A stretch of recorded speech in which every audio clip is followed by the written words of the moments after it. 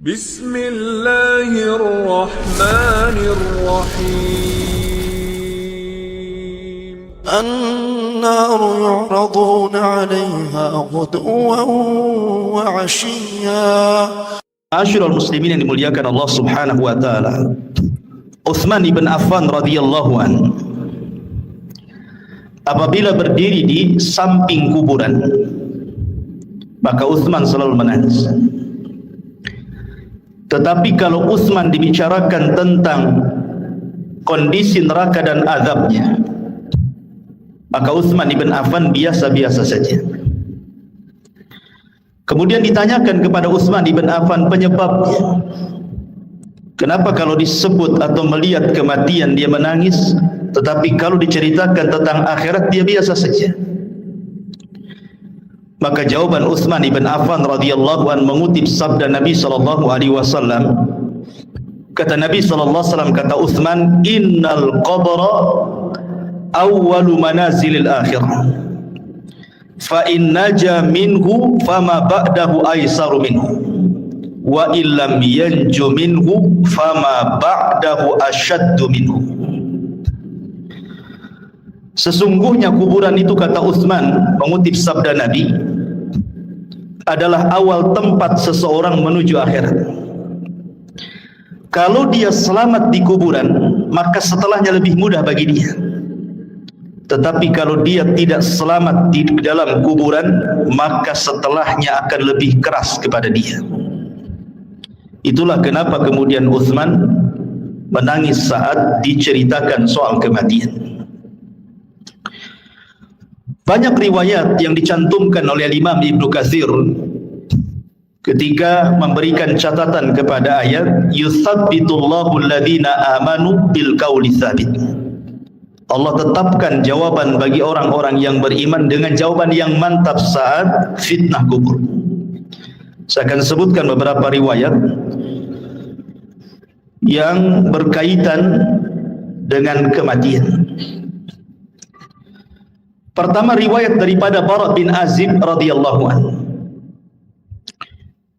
Suatu ketika kata Bara bin Azib radhiyallahu anhu, kami keluar bersama Nabi sallallahu alaihi wasallam mengiringi jenazah seorang laki-laki dari Ansar. Maka ketika galian kubur itu sudah digali dan belum sampai kepada lahatnya, maksudnya lubang kedua dalam kuburan disebut lahat, maka Nabi SAW kemudian duduk dan kami pun duduk, kata Bara ibn Azib radhiyallahu anhu. Kemudian kata Nabi SAW, "Ista'idzu billahi min adzabil qabr." Mintalah perlindungan kepada Allah dari azab kubur.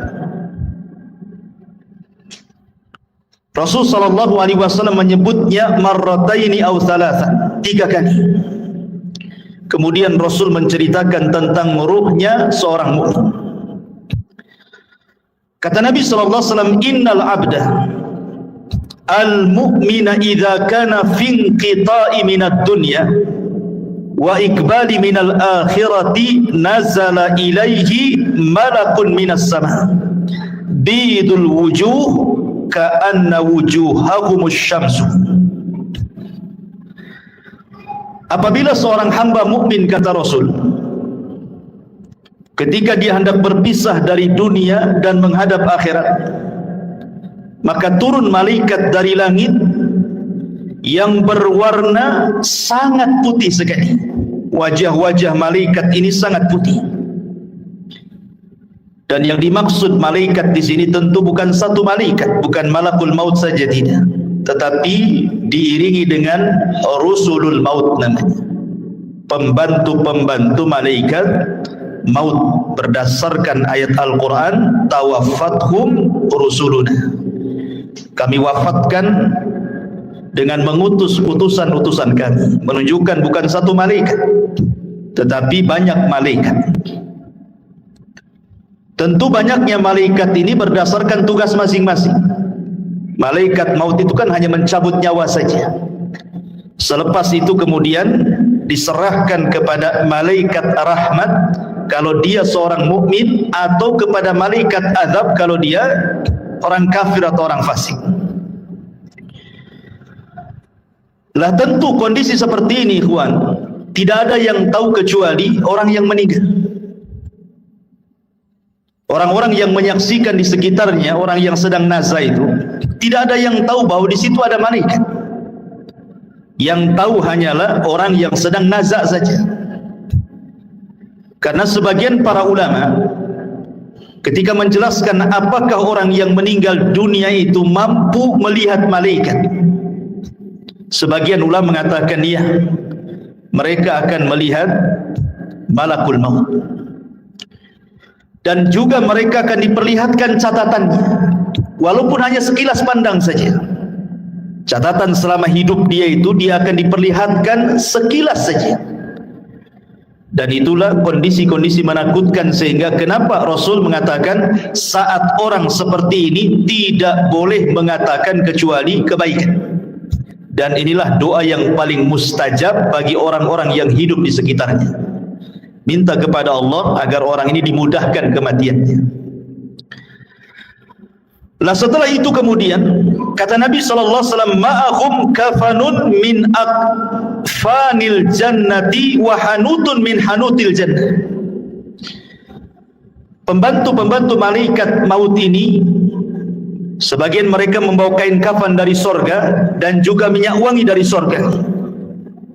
Hatta yajlisu minhu madal basar, sampai kemudian mereka duduk sejauh mata memandang.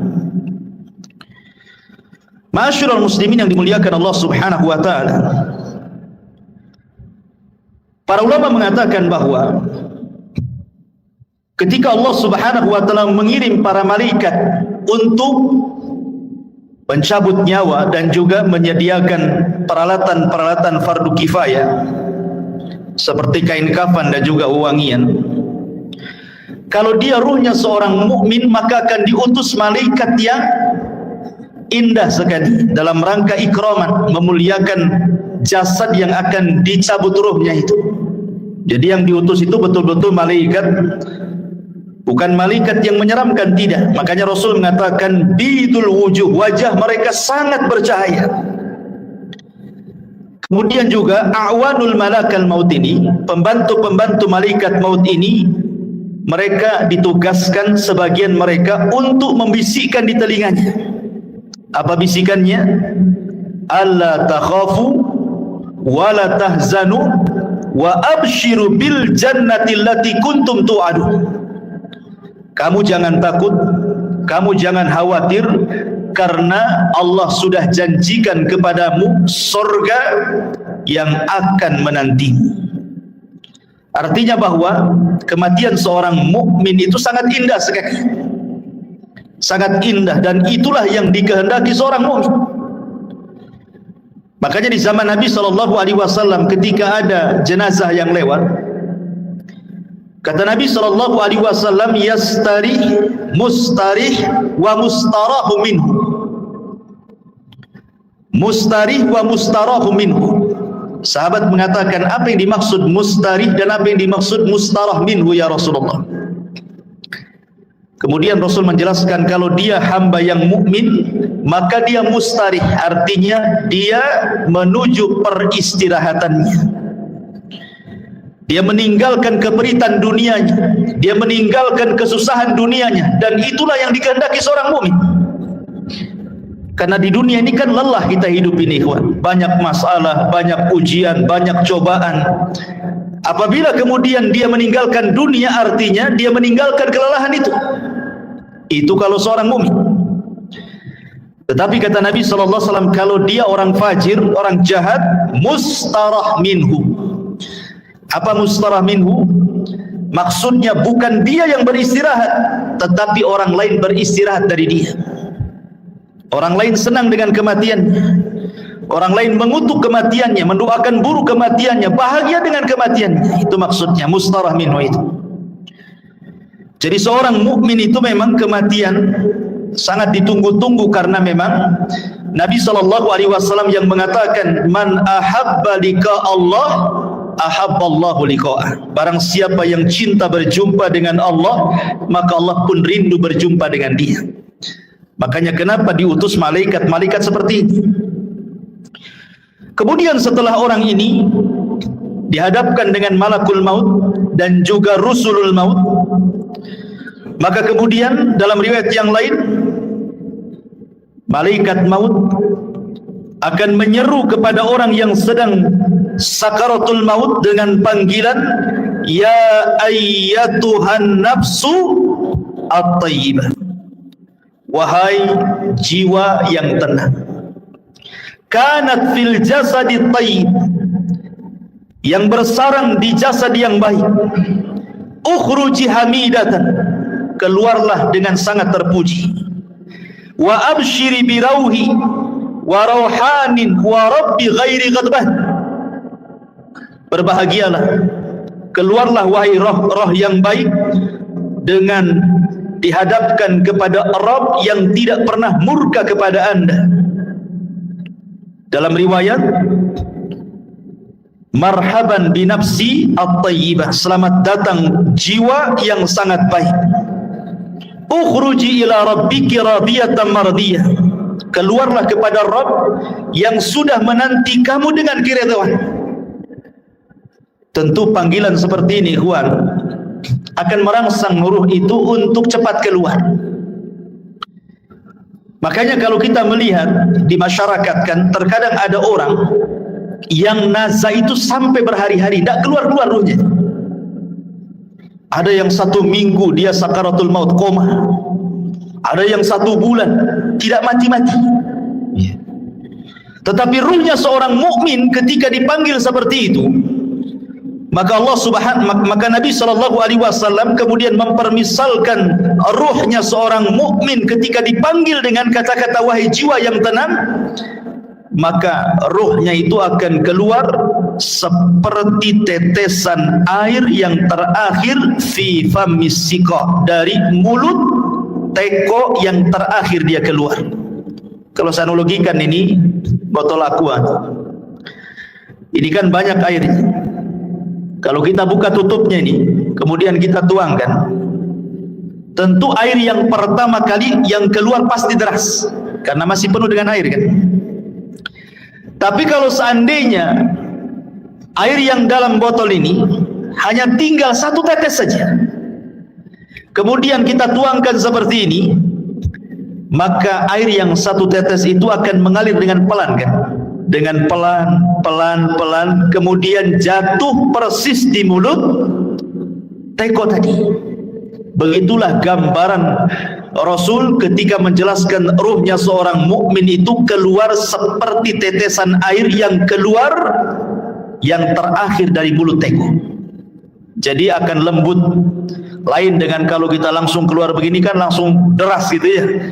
Tapi kalau tetesan yang terakhir kan lembut keluarnya, pelan, tapi pasti kemudian keluar. Begitulah Rasul menggambarkan ruhnya seorang mukmin apabila dicabut oleh Allah lewat para malaikat maut ini. Ma'asyiral muslimin yang dimuliakan Allah Subhanahu wa taala. Kemudian kata Nabi SAW, setelah ruh itu dicabut, ingat malakul maut itu hanya mencabut ruh saja, tugas dia selesai sampai di sini. Kemudian setelah itu beralih kepada malaikat rahmat atau disebut dengan rusulul maut namanya. Lah rusulul maut inilah yang kemudian mengambil alih ruh tersebut, kemudian meletakkan di kain kafan yang sudah disediakan dari sorga. Kemudian wewangian yang semerbak laksana minyak misik dalam riwayat. Jadi baunya itu membumbung sampai ke langit, sehingga setiap malaikat yang mencium baunya di langit itu, mereka akan bertanya, ruhnya siapa ini? Maka malaikat yang membawa ruh ini akan menyebut nama dengan nama yang dia sukai dipanggilnya di dunia dan mengatakan ruhnya fulan ibnu fulan. Maka semua malaikat di langit memuji ruh ini. Kemudian ruh ini diangkat sampai ke langit pertama. Maka kemudian penjaga pintu langit pertama membuka pintunya, kemudian naik ke langit pertama. Semua malaikat di langit pertama mendoakan ruh ini. Kemudian naik ke langit kedua, seluruh malaikat di langit kedua mendoakan ruh ini. Sampai kemudian melewati langit ketujuh. Tidak dijelaskan sampai di mana ruh ini dinaikkan ke langit. Yang jelas dia melewati langit ketujuh. Wallahu alam sampai di mana, karena riwayatnya tidak dijelaskan. Kemudian setelah itu Allah berjumpa dengan ruh ini. Kemudian Allah Subhanahu wa taala katakan kepada malaikat yang membawa ruh ini, kembalikan ruhnya ke dalam jasadnya dengan baik. Catatannya, angkat, letakkan di tempat yang paling tinggi yang disebut dengan Illiyin. Illiyin itu tempat yang paling tinggi yang ada di surga. Letakkan catatannya di situ. Kemudian ruhnya kembalikan ke dalam jasadnya. Maka kemudian ruh itu ke dalam jasadnya dikembalikan. Lah saat seperti ini, ketika ruh ini diterbangkan ke langit, disitulah manusia sedang memandikan jenazah ini, kemudian mengkafani jenazah ini, kemudian menyolati jenazah ini, kemudian mendoakan jenazah ini, sampai kemudian ke dalam kubur, kemudian meletakkan di liang lahat, kemudian dipendam kuburannya. Jadi saat proses fardu kifayah itulah ruh naik ke langit. Jadi manusia sedang sibuk memandikan, mengkafankan, menyolatkan, menguburkan, maka ruh punya kesibukan sendiri karena dia sedang menghadap Allah Subhanahu wa ta'ala. Lah kemudian ketika selesai sudah penguburan, barulah kemudian ruh itu dihantar kembali ke dalam kuburnya. Lah ketika ruh dengan jasad ini kemudian kembali, disitulah orang yang ada di kubur ini sempat mendengar pembicaraan orang-orang yang di atas kuburan. Termasuk suara terompahnya, suara sendalnya, dia mendengarnya. Termasuk apa yang dibicarakan di atas itu dia sempat mendengarnya. Apakah dia sedang menangis, apakah sedang mencela, ataukah sedang memuji, ataukah sedang berbicara tentang hal-hal tentang dia, dia semua dengar. Dan itu berdasarkan riwayat Umar bin Khattab radhiyallahu an pernah bercerita ketika Nabi SAW selesai perang Badar. Kemudian pemimpin Quraisy itu semua mati di perang Badar dan dimasukkan ke dalam sumur yang tidak berpenghuni, yang disebut dengan Qalibu Badri. Kemudian Nabi SAW 3 hari menetap di Badar setelah kemenangannya, mulai dari tanggal 17 Ramadan sampai tanggal 20 Ramadan. Kemudian Nabi SAW menghampiri sumur yang dilempar jasad-jasad para pembesar orang kafir, Abu Jahal, Umayyah, kemudian Al-Walid dan semua pembesar Quraisy yang dimasukkan ke dalam sumur itu. Kemudian Nabi SAW mengatakan dengan menyebut satu persatu namanya, wahai fulan, wahai Abu Jahal, wahai Uqbah, wahai Umayyah, disebutkan satu-satu tuh. Kemudian Rasul mengatakan, hal wajadtum ma wa'adakum haqqa laqad wajadna ma wa'adana rabbuna haqqa, kata Rasul. Wahai Abu Jahal dan para pembesar Quraisy yang lainnya, apakah kalian sudah mendapatkan yang kalian janjikan ketika kalian berada di dunia? Kata Nabi SAW, sungguh kami sudah mendapatkan apa yang Allah janjikan kepada kami hari ini berupa kemenangan. Umar bin Khattab radhiyallahu an ketika itu merasa heran kenapa Rasul berbicara dengan sumur yang di situ jasad-jasadnya pembesar orang-orang Quraisy. Kata Umar, ya Rasulullah, bukankah mereka sudah jadi bangkai? Mereka tidak akan mendengar ucapan. Tapi Nabi SAW mengatakan, ya Rasulullah, ketika Umar mengatakan, atukallimu amwatan, kenapa kau bicara dengan orang mati? Maka Rasul mengatakan, wallahi ya Umar, ma antum asma lima aqulu lakum. Kalian tidak lebih mendengar dibandingkan orang-orang yang ada dalam sumur ini kepada ucapanku. Artinya para pembesar Quraisy yang sudah mati, yang sudah dimasukkan ke dalam sumur itu sangat mendengar ucapan Nabi. Dari sini istinbat para ulama bahwa apabila orang masuk ke dalam kuburan, maka dia mendengar saat itu apapun yang dibicarakan orang di atas kuburan itu. Makanya pentingnya kita ini menjadi orang baik. Sebab kalau orang jahat pasti akan dibicarakan keburukan di atas kuburan, dan itu menakutkan dia dalam kuburan kan gitu. Tetapi kalau yang dibicarakanlah pujian-pujian, tentu akan menenangkan, karena tidak mungkin Allah mengumpulkan dua rasa takut, baik ketika di dunia ataukah ketika di dalam kuburan. Tidak mungkin Allah kumpulkan dua rasa takut. Kalau dia takut di dunia semasa hidupnya, maka dia akan merasa aman di kuburannya. Tapi kalau dia merasa aman di dunia, maka dia akan merasa takut di kuburannya.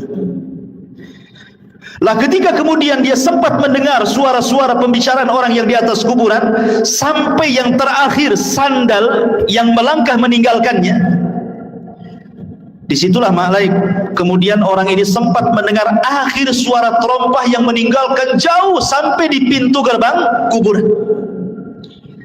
Disitulah Allah subhanahu wa ta'ala kirim amal solehnya. Dalam riwayat yang dikeluarkan atau yang diriwayatkan Abi Hurairah radhiyallahu an, tiba-tiba kemudian datanglah salat inda ra'sihi, waz zakatu an yaminihi, wasyamu an yasarihi, wa kana fi'lul khairati min sadaqatin wassilahi wal ma'rufi wal ihsan ila nasi inda rijlaihi. Tiba-tiba ini sebelum Munkar dan Nakir datang, maka amalan salat akan mendatangi dan ada di atas kepalanya. Kemudian zakat di samping kanannya, kemudian puasa di samping kirinya, kemudian perbuatan kebaikan dari sedekah, menyambung silaturahim, memerintahkan kebaikan, berbuat baik kepada manusia diletakkan di antara kedua kakinya. Karena kan posisi dia berbalik. Ya, posisi orang yang dikuburkan berbalik. Sehingga di arah kepalanya ada sholat, kemudian samping kirinya ada puasa, samping kanannya ada zakat, kemudian di sebelah kakinya ada sedekah, ada silaturahim, ada kebaikan, dan begitu seterusnya. Dan amalan-amalan ini menjelma sebagai manusia. Jadi amalan-amalan soleh itu, sholat akan menjadi manusia, kemudian zakat akan menjadi manusia, dan akan mengelilingi dia dalam kuburannya. Sehingga kemudian ketika Munkar dan Nakir ini datang, kemudian hendak membentak dengan fitnah kubur, dengan pertanyaan-pertanyaan kuburannya dari arah kepalanya, maka amalan yang ada di kepalanya, amalan solatnya akan mendorongnya dan mengatakan, ma qibali madkhal, tidak ada jalan lewat sini. Kemudian yang ketika malaikat Munkar dan Nakir akan bertanya dari sebelah kirinya, maka akan didorong oleh amal soleh sebelah kirinya dan mengatakan, ma qibali madkhal, tidak ada jalan kau untuk bertanya kepada orang ini. Dan begitu seterusnya. Setiap kali malaikat Munkar dan Nakir bertanya ini dari arah mana saja, maka kalian dilindungi oleh amal solehnya. Subhanallah ikhwan. Ya. Sehingga malaikat yang akan memfitnah kubur ini kebingungan harus bertanya dari arah mana. Ya. Makanya kemudian disebutkan dalam riwayat ini, fayajlisu wa qad tamatsalat lahu asy-syamsu wa qad danat lil ghurub fayuqalu lahu akhbirna amma nas'aluka fayaqulu da'uni hatta usalli. Ketika kemudian malaikat maut atau malaikat Munkar Nakir hendak bertanya, tiba-tiba tidak digubris, tidak direspon oleh orang ini dan mengatakan, jangan tanya saya hendak sholat. Dia kepikiran ingin sholat. Bayangkan, ruhnya seorang mukmin yang ada dalam kubur itu masih kepikiran ingin sholat dan mengatakan, da'uni hatta usalli, jangan dulu kau tanya aku sampai aku laksanakan sholat katanya. Padahal sudah tidak ada sholat lagi di kuburan itu. Tapi begitulah ruhnya seorang mukmin, semangat ibadahnya itu sampai dalam kuburan. Akhirnya kemudian dia pun didudukkan dengan cara baik, kemudian juga ditanya dengan cara baik. Masalahnya Dalam sebuah riwayat bahwa malaikat Munkar dan Nakir ini saat bertanya kepada ruhnya orang yang beriman ini, kata Nabi SAW bahwa bentuknya ini memang luar biasa, sangat menakutkan.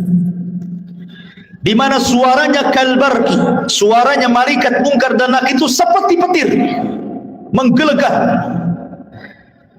Kemudian juga ucapannya seperti kilat, dan wajahnya sangat menakutkan. Dari sini ikhwatu fiddin, pertanyaan semudah apapun dalam kondisi takut pasti akan sulit dijawab, kan? Anda saya tanya dengan pertanyaan-pertanyaan, tetapi kemudian setelah itu saya bunuh Anda. Pamannya saya letakkan pistol di kepala, kemudian saya tanya dengan beberapa soalan. Ketika rasa takut menguasainya, soalan semudah apapun akan sulit dijawab. Akan sulit dijawab. Ini kan soalan-soalan yang ma'ruf kita dengar di dunia. Siapa Rabbmu? Kita katakan Allah. Siapa Nabimu? Kita katakan Muhammad. Apa agamamu? Kita katakan Islam. Itu kan mudah. Mudah soalan ini. Tetapi dalam kondisi takut ikhwatu fiddin, walaupun soalan-soalan ini mudah dijawab, belum tentu orang bisa menjawab. Karena memang suara malaikat ini yang bertanya kepada orang ini luar biasa. Suaranya seperti kilat menggelegar, wajahnya menakutkan. Disinilah Allah Subhanahu wa ta'ala berikan hidayah kepada ruhnya seorang mukmin, kepada hamba seorang mukmin, dan Allah katakan yusabbitullahu alladhina amanu bil qawli tsabit. Allah akan tetapkan jawaban orang-orang yang beriman dengan jawaban yang mantap. Jadi yang menjawab itu adalah ketetapan dari Allah, taufik dari Allah, bukan kita. Kan dalam kondisi takut kita tidak bisa jawab, ya. Tetapi hamba yang beriman ditolong dalam kuburannya, sehingga Allah Subhanahu wa ta'ala arahkan jawabannya, sehingga setiap ditanya dia sanggup menjawab. Dan ketika dia sanggup menjawab itulah Allah Subhanahu wa ta'ala memberikan rekomendasi dari langit dan mengatakan ang sadaqa abdi, hambaku telah benar. Ketika sudah dikatakan hambaku telah benar, Munkar dan Nakir pun sudah pergi, tiba-tiba Allah katakan bentangkan kuburannya sejauh mata memandang.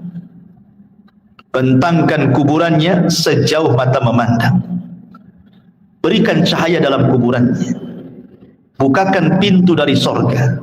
Hantarkan minyak wangi dari sorga, pakaian, minuman dari sorga, suasana dari sorga, hantarkan ke dalam kuburannya. Itulah yang disebut dengan nikmatul kubur namanya. Nikmat kubur. Ma'asyiral muslimin yang dimuliakan Allah Azza wa Jalla, Aisyah radhiyallahu anha pernah menceritakan suatu ketika masuk nenek-nenek Yahudi ke rumah Aisyah radhiyallahu anha.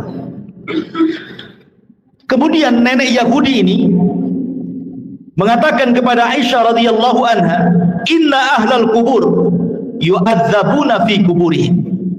Sesungguhnya orang-orang yang dikubur itu, kata nenek Yahudi ini, mereka akan diazab dalam kuburan mereka. Kemudian Aisyah mengatakan, "Kadzabti, dusta kamu. Saya akan tanyakan kepada Nabi SAW." Maka setelah itu kemudian nenek Yahudi pergi, Rasul masuk ke rumah Aisyah. Kemudian Aisyah menceritakan, "Ya Rasulullah, tadi ada nenek Yahudi mengatakan bahwa sesungguhnya orang yang ada di kubur itu akan diazab. Apa pendapatmu?" Kata Rasulullah SAW, "Kadzabat, dia sudah berdusta."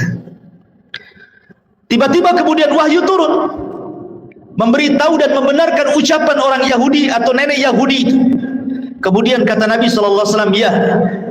Kemudian Rasul mengatakan, "Inna hadhil ummah tubtala fi kuburihim." Telah benar ucapan nenek Yahudi itu, karena setiap umat itu akan diuji dalam kuburannya.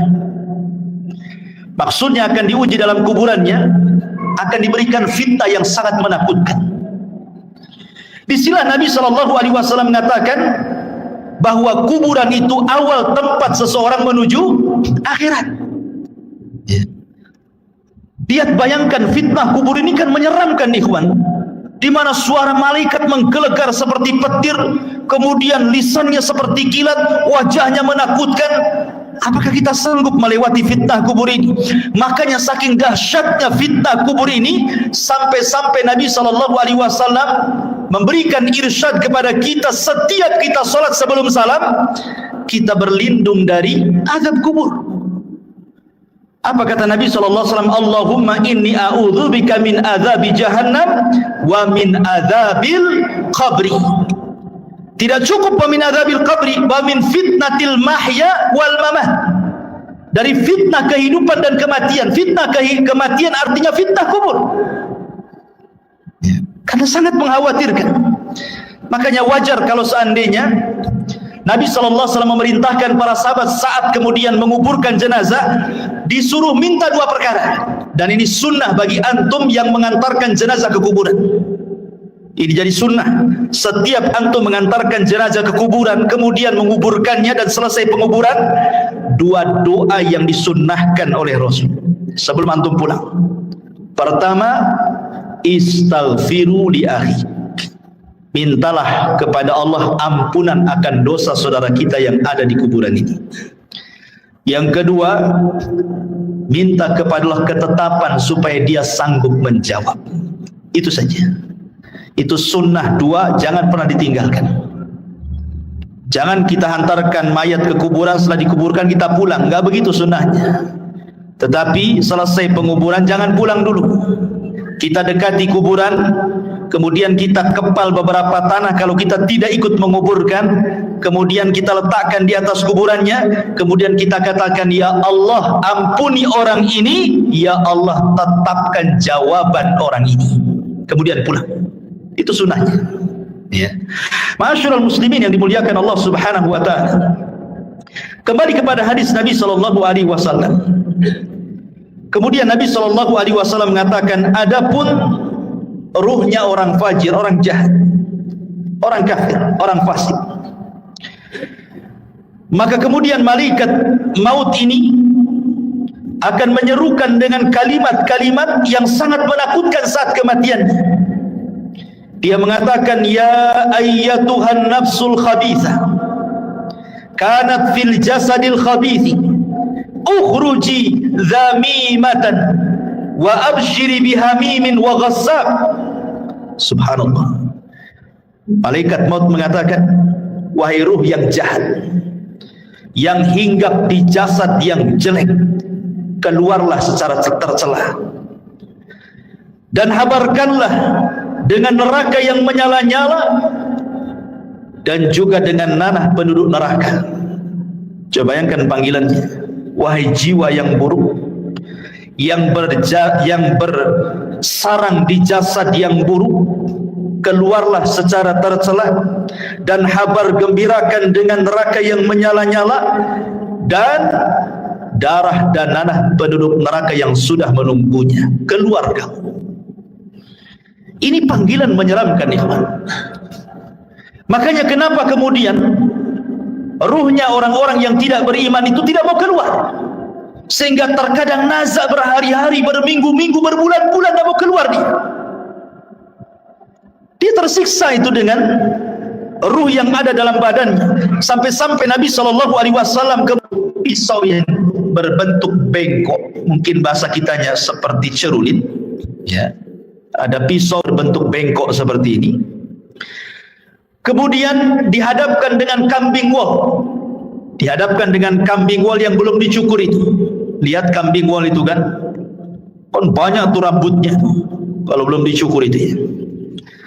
Kemudian pisaunya dimasukkan, otomatis ketika pisau dimasukkan ke dalam kambing wol itu, otomatis akan terkait-kait dengan bulu-bulunya. Setelah terkait-kait dengan bulu kambing wol itu, kemudian disiram. Anda bisa bayangkan, akhirnya kemudian makin lengket dengan pisau itu. Kemudian setelah lengket dengan pisau, kemudian kata Nabi SAW, pisau itu kemudian ditarik dengan cara paksa. Kira-kira apa yang terjadi? Akan merontokkan setiap bulu-bulu kambing wol itu. Maknanya ketika ruhnya orang fasik, orang fajir, orang kafir dicabut itu, maka akan merontokkan seluruh persendiannya. seluruh tulang-tulangnya, dan dia akan menjerit. Tidak ada yang tahu rasa sakitnya kecuali Allah, dan jeritannya tidak ada yang mendengar kecuali binatang. Manusia tidak dengar, tetapi para binatang tahu. Dan tidak ada yang bisa merasakan rasa sakit seperti itu kecuali Allah yang tahu rasa sakitnya. Jangan lagi orang fasik, ikhwan, orang yang beriman saja. Kata Nabi SAW, wa inna fil al-mauti la saqarat. Dalam kematian itu kan ada keperitan, ada rasa sakit. Setiap orang pasti merasakannya. Nabi saja merasakannya. Tetapi rasa sakit yang diderita seorang mukmin saat kematian itu adalah, boleh jadi itu akhir penggugur dosa dia. Tapi rasa sakit yang diderita orang fajir, orang fasik, orang kafir, boleh jadi itu awal azab saat kematiannya. Ma'asyiral muslimin yang dimuliakan Allah Azza wa Jalla. Kemudian setelah itu ruh itu keluar, apa yang terjadi? Kata Nabi SAW, maka dia sudah disediakan kain kafan dari neraka. Kain kafan dari neraka itu artinya ini bukan kain kafan biasa, kain kafan yang penuh dengan api, dengan bau busuk penduduk neraka yang melambung ke langit. Ketika para malaikat itu mencium baunya, semua membencinya, semua mengutuk dan melaknatnya. Ini ruhnya siapa? Bau sekali. Tidak ada yang memuji ruh ini. Sehingga ketika betul-betul Rusulul Maut ini mengangkat ruh itu dalam kain kafan di neraka sampai membumbung ke langit, apa yang terjadi? Tidak ada satupun pintu langit yang mau dibuka. Lihat bahasa Al-Quran. Allah Subhanahu wa taala mengatakan dalam surah Al-A'raf ayat 40, la tufattahu lahum abwabus sama wala yadkhuluna al-jannah hatta yalijal jamalu fi sammil khiyat. Pintu-pintu langit tidak ada yang dibuka, satu pun. Bahkan mereka tidak akan masuk ke dalam sorga sampai ada cerita unta masuk ke lubang jarum. Bagaimana mungkin unta yang sangat besar masuk ke lubang jarum? Lubang jarum itu kecil, unta itu besar.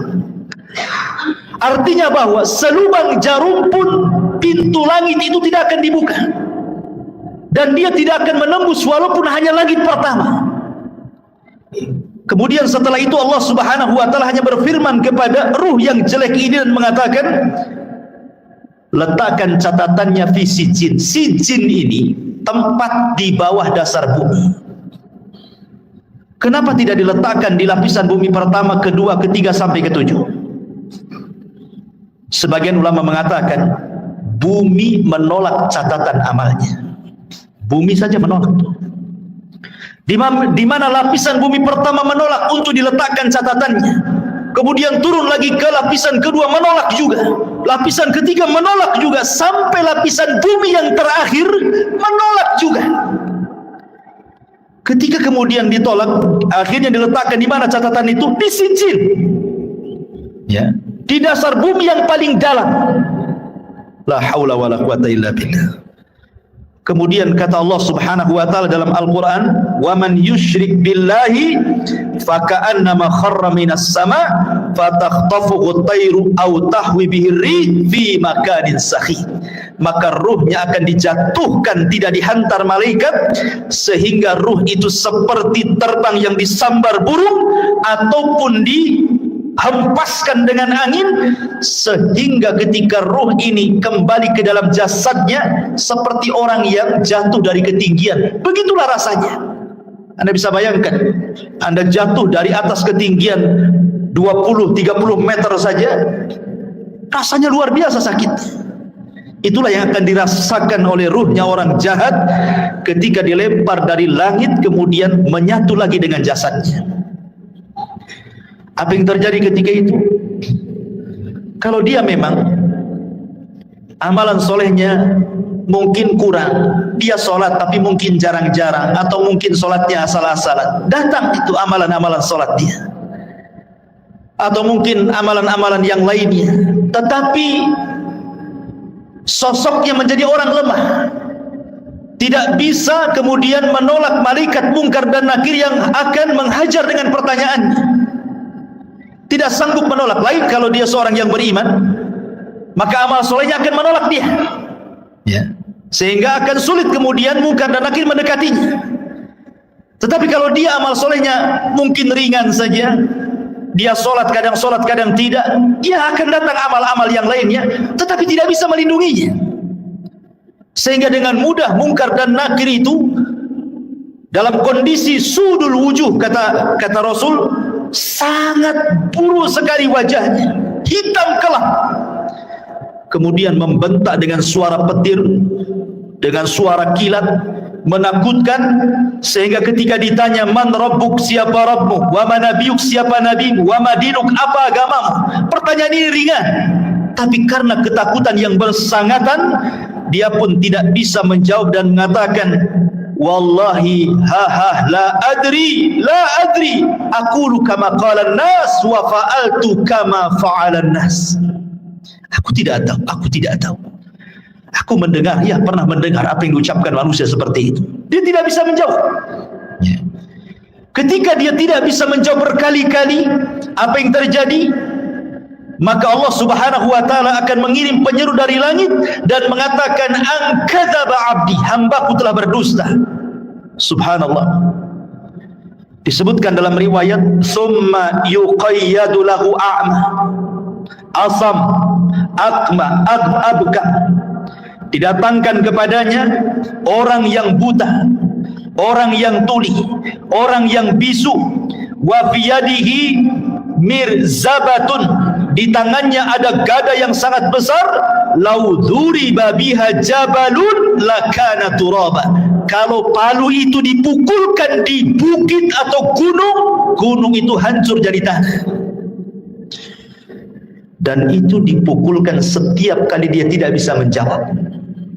Tidak bisa menjawab, dipukul. Tidak bisa menjawab, dipukul.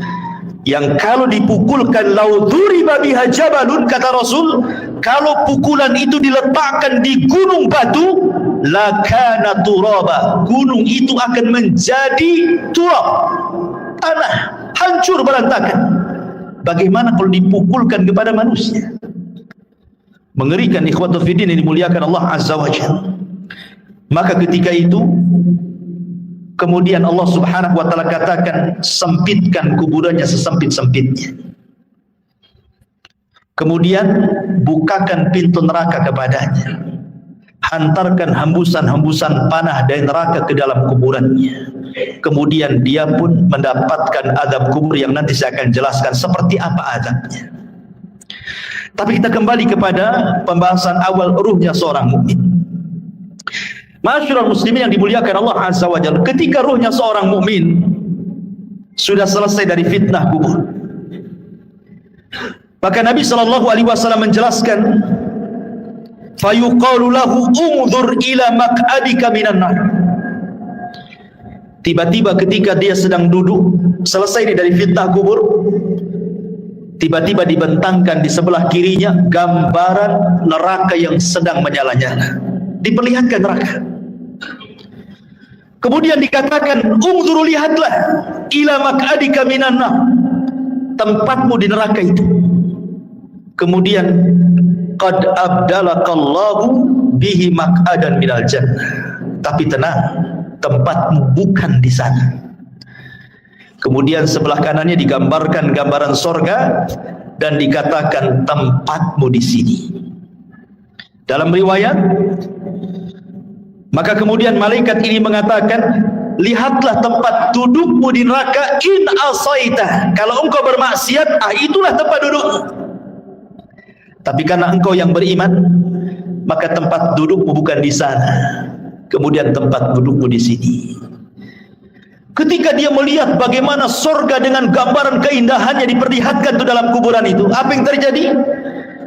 Maka dia langsung berteriak dan mengatakan, ya Rabb, aqimisah, ya Rabb, tegakkan kiamat, supaya aku bisa kembali ke istana dan keluarga. Tetapi Allah Subhanahu wa taala mengatakan, belum, kiamat masih panjang. Dalam riwayat yang lain, nim naumatal arush, sebaiknya kau tidur seperti tidurnya pengantin baru. Sehingga ketika dia terbangun seolah-olah dia tidur zuhur dan bangun asar, kiamat sudah dibangkitkan. Artinya kehidupan kuburan tidak akan terasa walaupun zaman berlalu. Anggaplah mungkin zaman dulu, zaman Nuh, orang-orang yang beriman itu meninggal dunia, sampai hari ini kan kiamat belum dikiamat-kiamatkan. Bagaimana kehidupan mereka? Rupanya mereka ditidurkan oleh Allah di atas kenikmatan yang disebut dengan nikmat kubur, karena ruh mereka diberikan nikmat oleh Allah. Nanti ada pembahasan kemana ruhnya orang yang beriman dalam kuburan ini. Tapi jasadnya dikuburkan, ya. Mereka tidak akan merasakan, sehingga ketika kiamat dibangkitkan baru dia tertidur, terbangun dari tidurnya seolah-olah hanya setengah hari saja, mulai zuhur sampai asar dia tidur, kemudian dia terbangun. Rupanya Israfil sudah menyiapkan sangkakalanya untuk meniup sangkakala pertama kiamat, kehancuran alam semesta pertama dibangkitkan. Ma'asyiral muslimin yang dimuliakan Allah Subhanahu wa taala. Kemudian setelah kemudian orang yang beriman mendapatkan nikmat kubur dan orang-orang fajir dan fasik mendapatkan azab kubur, di sana ada peristiwa yang tidak mungkin orang lepas. Apakah dia mukmin, apakah dia kafir, apakah dia fasik, apakah dia fajir, apakah dia sahabat Nabi ataukah bukan sahabat Nabi, ada peristiwa yang tidak bisa lepas dari manusia. Apa itu? Himpitan kuburan. Semua manusia akan dihimpit dalam kuburnya, tidak akan selamat. Mau bayi sekalipun yang belum punya dosa tetap akan dapat himpitan kuburan. Bahkan sahabat Nabi sekelas Sa'ad ibn Mu'adz, yang satu kabilah Aus masuk Islam karena dia. Kemudian saat kematiannya 70.000 malaikat tidak pernah turun dari langit, turun pula ke bumi untuk ikut memandikan jenazahnya. Tapi Rasul mengatakan kalau ada orang yang selamat dari himpitan kubur, Sa'adlah orangnya. Tapi Sa'ad pun tidak selamat. Bayangkan, himpitan kubur tidak akan menyelamatkan siapapun, mau sahabat Nabi atau bukan sahabat Nabi, mau orang yang beriman atau orang kafir, semua akan merasakan himpitan kuburan ini. Tapi sebagian para ulama membahas, tentu akan ada perbedaan himpitan bagi orang yang beriman dengan himpitan bagi orang kafir atau fasik. Sebagian ulama mengatakan adapun himpitan bagi orang yang beriman itu seperti ibu memeluk anaknya. Rasa kasih sayang seorang ibu kepada anaknya, seperti itulah bumi ketika menghimpit, laksana seorang ibu memeluk anaknya. Karena kita ini dari tanah dan akan kembali kepada tanah, jadi tanah itu seperti ibu bagi kita. Sehingga ketika himpitan tanah itu menghimpit setiap jasad orang yang beriman, maka tidak akan merasakan rasa sakit sedikit pun, karena itu bentuk sayang seorang ibu kepada anak. Tetapi kalau yang dihimpit itu orang kafir, orang fasik, orang fajir, orang jahat, maka dia akan merasakan sakit yang luar biasa. Dia akan menjerit-jerit, semua tidak ada yang mendengar kecuali binatang jeritannya, karena akan mematahkan semua tulang, persendian dan begitu seterusnya. Ma'asyiral muslimin yang dimuliakan Allah Azza wa Jalla, inilah sekilas gambaran ruhnya orang mukmin, fasik, fajir, fasik, munafik dan begitu seterusnya saat kematian. Kita masuk pada pembahasan yang kedua tentang macam-macam azab kubur. Ma'asyiral muslimin yang dimuliakan Allah Azza wa Jalla, azab kubur itu adalah sebuah hal yang wajib kita imani. Syekhul Islam Ibn Taimiyah rahimahullah ta'ala mengatakan, wa qad tawataratil akhbar an Rasulillah sallallahu alaihi wasallam fi thubuti adabil qabri. Habar-habar tentang azab kubur, kata Syekhul Islam Ibn Taimiyah, derajatnya sampai tingkat mutawatir. Jangan sampai diingkari, karena riwayatnya mutawatir. Artinya mutawatir itu banyak sekali riwayatnya. Dan dikatakan oleh Al-Imam Al-Munawi, azabul qabri haqqun, azab kubur itu sebuah hak adanya.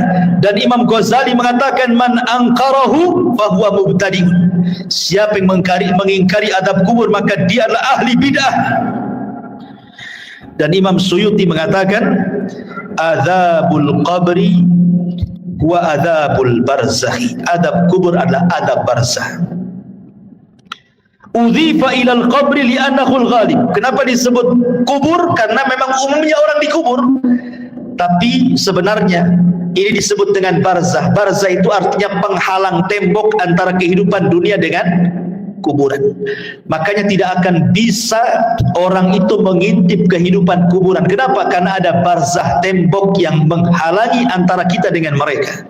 Walaupun Anda pasang CCTV sekalipun, kita letakkan CCTV dalam kuburannya, maka kita tidak akan mampu melihat mungkar, nakir, peristiwa apapun yang ada di kuburannya. Ingat, karena ada barzah tadi. Barzah itu penghalang antara kehidupan kita di atas bumi dengan kehidupan di bawah bumi. Ma'asyiral muslimin yang dimuliakan Allah Subhanahu wa taala, bicara tentang adab kubur ada 9 poin yang ingin saya jelaskan. Yang pertama, tadi sudah dijelaskan dalam riwayat yang kita sudah lalui penjelasannya. Az-zarbu bimitraqatin min hadidin. Pertama, pukulan dengan palu dari besi yang bisa menghancurkan gunung. Dan itu berdasarkan hadis Anas ibn Malik radhiyallahu anhu yang dikeluarkan Imam Bukhari, di mana disebutkan bahwa fayasihu sayhatan yasmauha man yalihi illa tsaqalaini. Ketika dia dipukul dengan palu itu, tidak ada manusia atau jin yang mendengarnya kecuali makhluk dari selain keduanya. Artinya jin dan manusia tidak bisa mendengar jeritannya. Yang bisa mendengar hanyalah binatang-binatang itu. Binatang mendengar jeritan kita, tetapi manusia dan jin tidak bisa mendengarnya. Kemudian yang kedua, yufrashu lahu qabruhu naran wa yulbasu naran wa yuftahu lahu babu ila an-nar wa yudayyaku alaihi qabruhu wa yudrabu bimitraqatin adimatin law dhuriba biha jabalun la sara turaba wa yubashshiru bil adabi fil akhirah. Kemudian yang kedua, azab kubur itu terkadang dalam bentuk dihamparkan tikar dari neraka, dipakaikan pakaian dari neraka, dibukakan pintu dari neraka, disempitkan kuburannya, diletakkan palu yang bisa menghancurkan gunung, dan ditakut-takuti dengan azab akhirat. Bayangkan orang yang di kuburan, sebagian mereka dibentangkan tikar dari neraka, dipakaikan pakaian dari neraka lagi, dibukakan pintu dari neraka lagi, disempitkan lagi kuburannya. Subhanallah. Ini azab kubur yang kedua. Gambaran azab kubur yang kedua bisa dibaca dalam hadis yang dikeluarkan Imam Ahmad, Abi Dawud dari hadis Bara bin Azib. Kemudian yang ketiga, al-khasfu fil ardi. Terkadang dibuat gempa dalam kuburan. Yang merasakan orang yang dikubur saja tuh. Kita di atas bumi tidak ada gempa, tapi yang ada di kubur itu merasa digempakan, seolah-olah dia kemudian bumi itu digempa-gempakan, dan dia merasakan seperti itu. Dan ini berdasarkan hadis Ibnu Umar radhiyallahu anhuma yang dikeluarkan Imam Bukhari dan Muslim. Kemudian yang keempat, syakku janibai al-fammi ila qafah. Terkadang datang malaikat yang menakutkan, kemudian membawa cerulit yang sangat tajam, kemudian dimasukkan ke mulutnya, kemudian diiris sampai ke tengkuknya. Jadi tarik, dimasukkan pisau itu ke mulutnya, kemudian ditarik sampai ke tengkuknya. Naudzubillah. Atau terkadang radkhur ra'si bil hijarah. Ada malaikat yang membawa batu besar, kemudian orang itu dibaringkan, kemudian dibentur-benturkan kepalanya. Kalau hancur nih, dikembalikan lagi kepalanya menjadi bentuk baru, dihancurkan kembali, dan begitu seterusnya. Terkadang al-harqu fi tannuri minan nar, disediakan satu mangkok, satu bejana yang sangat besar, isinya air yang mendidih dari api neraka, kemudian digorengkan di dalamnya. Atau terkadang as-sibahatu fi nahri min damin ma'a dharbi bil hijarah. Tiba-tiba kemudian dia dihadapkan dengan sungai, semuanya bentuk darah. Kemudian dia diletakkan di tengah-tengah sungai darah itu. Kemudian dia akan berenang, tidak bisa ke pinggir, karena setiap ke pinggir maka akan dipukulkan batu yang sangat besar ke mulutnya, sehingga dia akan berputar-putar sampai mati hidup lagi, dan begitu seterusnya. Dan 4 poin ini berdasarkan hadis Bukhari yang dikeluarkan atau yang diriwayatkan oleh Samurah ibn Jundab radhiyallahu anhu. Kemudian yang nomor 8, ishti'alul malil masruq minal ghanaim ala sahibi. Kalau dia dahulunya di dunia suka mencuri ghanimah, harta rampasan perang yang belum dibagi, maka harta itu akan didatangkan dan akan menyala-nyala seperti api yang sangat besar dan menyambar-nyambar dirinya. Atau yang terkadang, yang terakhir yang nomor 9, wa ma hadzal adab al-hissi hunaka aidan adabul ma'nawi. Ini kan adab hissi, adab badannya, tapi di sana juga adab, ada yang disebut adabun ma'nawi, adab secara makna, dengan ditakut-takutinya dia dengan neraka. Jadi dibentangkan gambaran di neraka, nanti kamu akan masuk ke situ, nanti akan masuk ke situ, dan dia akan merasa takut yang luar biasa. Ini padahal baru adabul adnaya, adab yang rendah. Adab yang besar itu nanti di neraka. Ini 9 gambaran tentang adab kubur. Adapun adab kubur sendiri, ikhwan, itu terbagi menjadi 2. Ada adab kubur itu yang adabun daim la yanqati'u ila qiyamis sa'ah. Adabnya terus sampai kiamat dibangkitkan, enggak terputus. Dan yang kedua, ada adab kubur itu tidak terus tetapi terputus. Seperti apa gambarannya? Yang pertama, azab kubur yang tidak terputus sampai kiamat adalah azab kubur bagi orang kafir dan bagi orang munafik, dan itu disebutkan dalam surah Ghafir ayat 46. Adapun azab yang terputus adalah azabnya usatul muwahhidin. Mungkin di dunia dia ahli tauhid, orang yang beriman, tetapi terjerumus kepada kemaksiatan. Dia sholat tapi masih berzina, dia sholat masih berdusta, dia sholat mungkin riba, dan begitu seterusnya. Jadi dia masih berbuat baik, beribadah, tapi satu sisi dia bermaksiat. Ya. Maka orang-orang yang seperti ini tidak terus-menerus sampai kiamat. Akan tetapi orang yang seperti ini akan terputus azabnya dengan rahmat Allah Subhanahu wa ta'ala. Jadi akan terputus dengan rahmat Allah Subhanahu wa ta'ala. Itu berdasarkan hadis Abdullah ibn Umar radhiyallahu anhuma.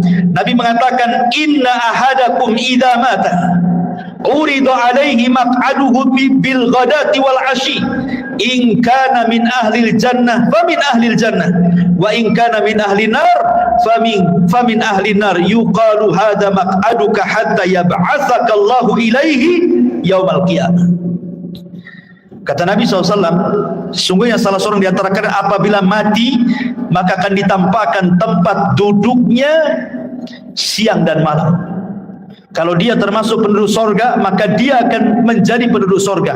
Kalau dia termasuk penduduk neraka, maka selamanya dia akan diazab sampai kiamat dibangkitkan. Artinya kalau orang beriman, ya akan diazab, tetapi ada akhirnya, terputus. Mungkin dengan rahmat dan kasih sayang Allah Subhanahu wa ta'ala. Tapi kalau dia orang kafir, orang munafik, maka tidak akan terputus. Kemudian pembahasan yang keempat tentang apa penyebab azab kubur. Penyebab azab kubur yang paling dominan adalah an-namimatu, orang yang suka mengadu domba. Wa adamu tanazzuh minal baul, dan tidak perhatian dengan kebersihan hadas. Dia kencing sembarang. Kan banyak tuh orang yang kencing-kencing sembarang, ya, tidak cebok gitu ya, tidak jelas ceboknya. Dan ini berdasarkan hadis Nabi SAW dari Abdullah ibn Abbas radhiyallahu anhuma. Jadi Nabi SAW ketika itu lewat di 2 kuburan, dua-duanya sedang diazab.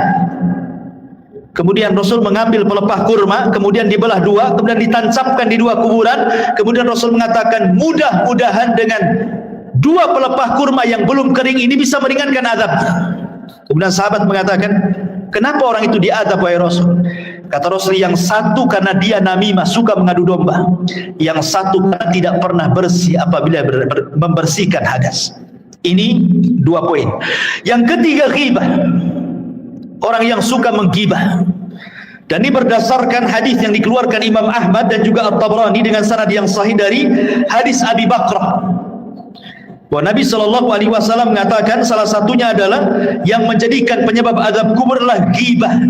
Ghibah itu membicarakan orang yang kalau orang itu mendengarnya dia tidak suka. Kemudian yang nomor 4, al-ghulul. Dia khianat dalam harta, mencuri harta orang.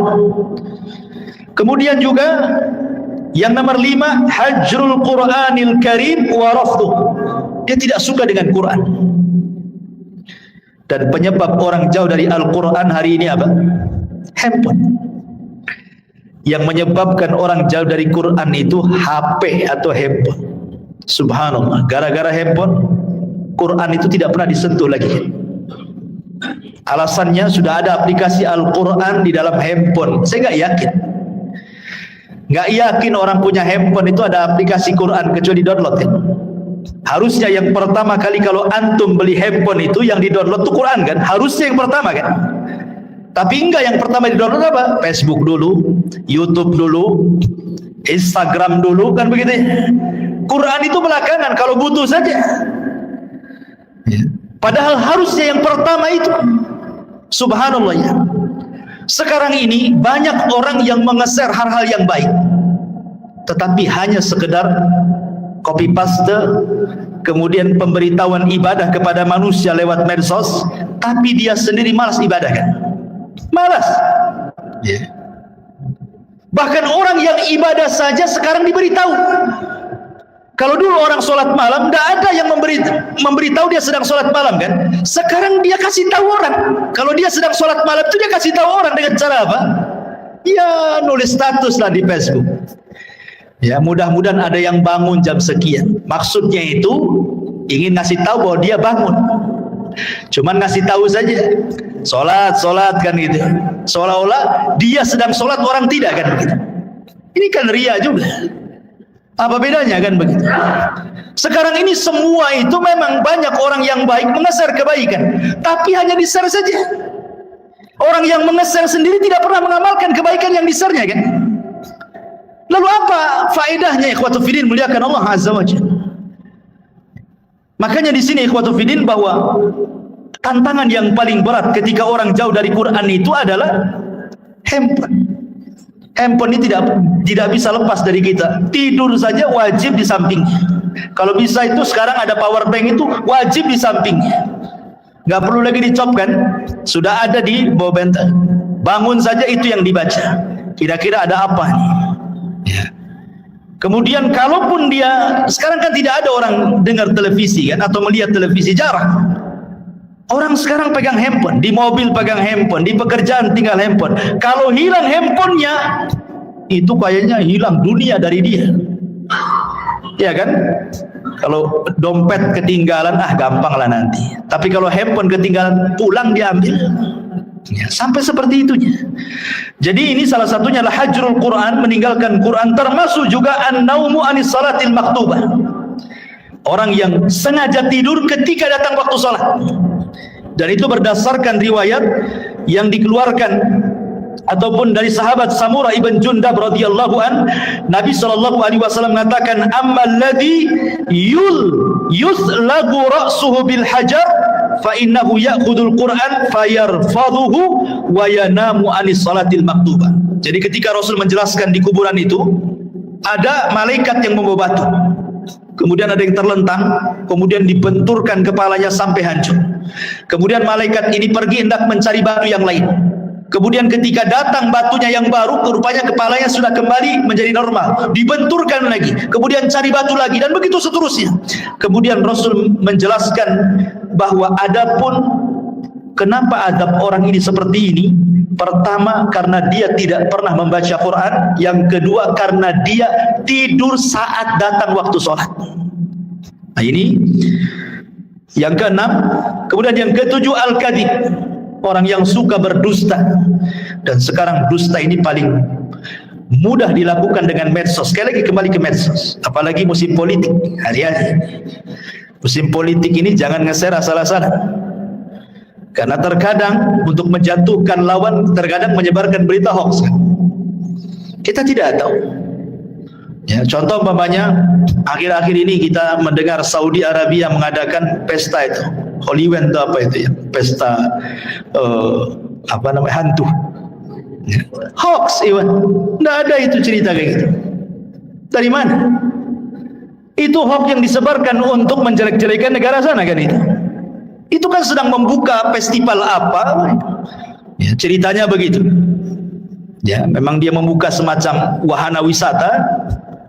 Kemudian di situ ada hantu-hantuan. Mungkin ada orang sana yang berpenampilan seperti itu, kemudian disebar seolah-olah Saudi mengadakan acara seperti itu. Ikhwatu fiddin, muliakan Allah Azza wa Jalla. Nah, berita-berita seperti ini kalau kita hanya melihat YouTube saja, seolah benar kan? Ya. Ini berita hoax. Kadang-kadang kita mudah terpancing dengan berita-berita seperti ini. Hanya karena melihat YouTube saja kan?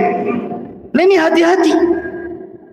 Kalau kita mungkin hanya sekedar membaca, oke lah. Tapi kalau kemudian sampai mengeser kan sama aja dengan hantu menyebarkan dusta kan? Nah, itu kan hati-hati. Ini penyebab azab kubur terbesar hari ini adalah dusta. Karena orang berdusta paling mudah sekarang. Nulis status share, copy paste share, selesai. Dia tidak sadar bahwa dia sedang berdusta. Kalau dulu berdusta itu paling 1-2 orang yang kena korbannya. Sekarang kita berdusta ini bisa ribuan orang kena korban, ikhwan. Dengan cara melihat itu semua kena dengan berita yang kita share. Nauzubillah. Ya. Dan ini kata Al-Hafidz Ibnu Hajar rahimahullahu taala, wa innama istahaqqa ta'dzib lima yanshau an tilka kadbah. Bahwa kata Imam Al-Hafidz Ibnu Hajar rahimahullah mengatakan sesuatu hal yang berhak mendapatkan azab kubur ketika seseorang mudah kemudian menyebarkan berita dusta. Kemudian yang nomor 8 zina berdasarkan hadis Samurah bin Jundab. Kemudian yang nomor 9 aklur riba, memakan dosa riba. Kemudian yang nomor 10 asyirku wal kufru, kesyirikan dan kekufuran, termasuk juga niyahatul mayit.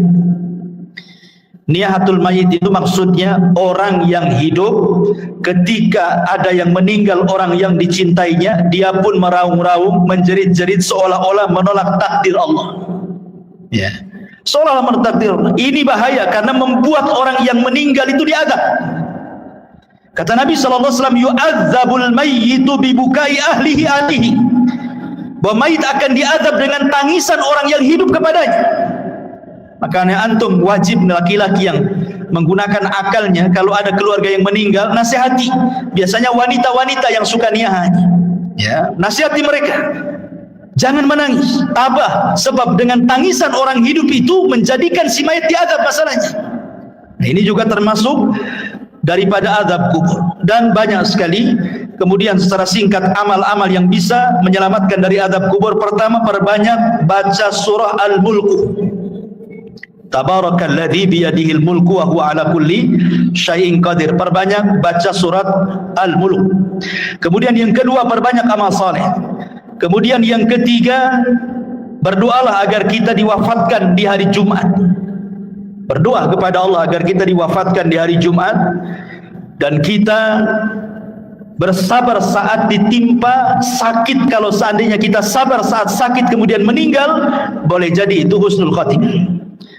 Karena saat-saat orang sakit itu biasanya setan lebih dekat dibandingkan saat dia sembuh. Ingat, orang sakit itu lebih dekat dengan setan dibandingkan dengan Allah. Karena biasanya kalau orang sakit, ikhwan, apalagi kalau sudah bertahun, itu biasanya mudah putus asa. Terkadang di antara mereka lah sudah lebih mati saja daripada nyusahkan orang hidup. Ya, atau terkadang menolak takdir, kenapa saya terus yang sakit, kenapa kok gak disembuh-sembuhkan, kemudian bayangannya macam-macam, akhirnya malas ibadah. Ya, kemudian juga istiqomah, dan istiqomah ini berat, ya, tetapi inilah yang bisa menyelamatkan dari azab kubur. Kemudian juga al-mautu bimurabitan fi sabilillah, kematian saat menjaga perbatasan saat jihad. Kemudian juga yang paling penting berdoa kepada Allah Subhanahu wa taala dan senantiasa mengamalkan ketakwaan kepada Allah, dan yang paling penting lagi menjauhi sebab-sebab azab kubur yang tadi saya sebutkan tadi, ya, dusta, namimah dan begitu seterusnya. Tapi pembahasan yang terakhir bicara tentang ruh. Kemana ruh saat manusia sudah selesai pertanyaan mungkar dan nakir, artinya selesai fitnah kubur. Berarti masuk ke nikmat dan adab kubur kan itu. Kemana ruh ini saat nikmat ataupun adab kubur? Baik. Masyarul muslimin yang dimuliakan Allah Subhanahu wa taala. Al-Imam Ibnu Qayyim rahimahullahu taala, beliau mengatakan dalam kitabnya Ar-Ruh, pembahasan di mana ruh ini. Pertama kita akan bagi tentang ruh ini. Ruh para nabi. Pertama ruh para nabi. Ruh para nabi tentu berada fi a'lal illiyin, berada di tempat yang paling tinggi yang disebut dengan rafiqil a'la.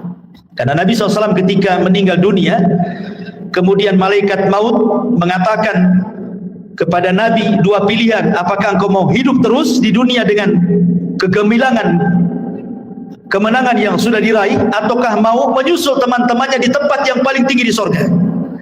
Maka Rasul mengatakan, Allahumma ila rafiqil a'la, saya memilih ke tempat yang paling tinggi di surga.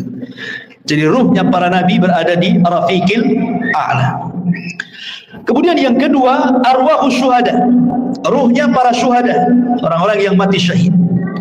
Allah Subhanahu wa taala mengatakan dalam surah Al-Imran ayat 169, wala tahsabanna alladziina qutilu fi sabilillahi amwatan bal ahya inda rabbihim yurzaqun. Jangan kau sangka orang yang mati di jalan Allah itu mati, tidak, mereka hidup. Mereka mendapatkan rezeki di sisi Allah Subhanahu wa taala. Abdullah bin Mas'ud radhiyallahu anhu ketika bertanya tentang ayat ini kepada Nabi sallallahu alaihi wasallam, di mana ruhnya para syuhada? Maka Rasul mengatakan, arwahuhum fi ajwafi tayrin hadarin laha qanadilun mu'allaqatun bil arsy. Jadi ruhnya para syuhada berada di kendil-kendil, dibawa oleh ketiak burung sorga, kemudian diletakkan digantungkan di arsy Allah Subhanahu wa taala. Jadi ruhnya para syuhada berada di kendil-kendil yang dibawa terbang oleh burung-burung, kemudian digantungkan di bawah arsy. Ini ruhnya para syuhada. Kemudian yang ketiga, arwahul mu'minin salihin, ruhnya orang-orang yang beriman yang saleh. Maka takunu tuyuran ta'alluqus syajaril jannah. Maka ruhnya orang-orang yang beriman yang saleh, mereka akan digantungkan di pohon-pohon surga. Mereka akan digantungkan di pohon-pohon surga. Adapun yang keempat, arwahul usad, ruhnya orang-orang yang ahli maksiat. Dia orang Islam tapi ahli maksiat, berzina, berdusta, berjudi dan begitu seterusnya. Dia orang Islam tapi usad ahli maksiat. Maka dijelaskan bahwa mereka tetap ditahan dalam kuburan, karena mereka tidak bisa keluar dari kuburannya dan mereka merasakan adab kubur. Mereka tidak bisa keluar dari kuburan. Kemudian juga yang nomor 5, Imam Ibnu Qayyim rahimahullah ta'ala mengatakan, masih membahas tentang usad, maksudnya orang yang ahli maksiat. Minhum man yakunu mahbusan ala babil jannah kama fi haditsil akhar, ra'aitu sahibakum mahbusan ala babil jannah. Adapun orang-orang yang beriman, yang ahli maksiat, kemudian maksiatnya sudah selesai diadab. Kan tadi saya katakan bahwa orang yang beriman yang ahli maksiat kan adab kubur tidak terus, tapi terputus karena rahmat Allah Azza wa Jalla. Lah sebagian ruhnya itu diletakkan di halaman pintu sorga. Ya, di halaman pintu sorga kata Imam Ibnu Qayyim rahimahullahu taala. Kemudian yang keenam, ruhnya orang-orang kafir. Tentu ruhnya orang-orang kafir, mereka diadab dan tidak bisa keluar dari kuburan, dan mereka akan bolak-balik masuk neraka. Tetapi sekali lagi ikhwatu fillah muliakan Allah Azza wa Jalla, keterangan para ulama seperti ini tidak bisa kita katakan dengan jazam, dengan tegas, karena soal ruh itu kan tidak ada yang tahu kecuali. Makanya Al-Imam Ibnu Qayyim rahimahullahu taala ketika Al-Imam Ibnu Utsaimin rahimahullahu taala ketika ditanya tentang ruh ini, maka beliau mengatakan ruh itu urusan Allah Subhanahu wa taala dan ini adalah perkara gaib, kita tidak bisa menetapkan kecuali dengan dalil. Ini kan hanya ijtihad para ulama saja seperti ini. Tetapi hakikatnya ruh di kuburan itu di mana? Wallahu a'lam. Hanya Allah Subhanahu wa taala yang tahu dengan kondisi ruhnya, apakah mereka orang-orang yang beriman ataukah mereka orang-orang kafir. Adapun ada riwayat yang maudhu yang disebutkan oleh sebagian ulama seperti ruhnya orang kafir berada di sumur Barhut, diletakkan di sumur Barhut. Sumur Barhut itu yang ada di Hadrul Maut Yaman. Di situ ada sumur, antum bisa klik saja atau di YouTube sumur Barhut. Itu sumur menakutkan yang ada di Yaman. Ya, sampai hari ini para ilmuwan berusaha meneliti itu. Ya, sumurnya besar. Jadi ada yang mengatakan bahwa orang-orang kafir diletakkan di sumur itu. Ya, adapun ruhnya orang-orang yang beriman tentu fil iliyyin, tetapi sekali lagi ini riwayatnya lemah gitu ya, bahkan tidak berdasar. Tapi oleh sebagian ulama ada yang menyebutkan seperti perkataan Imam Barbahari rahimahullah dalam kitabnya Syarhu Sunnah.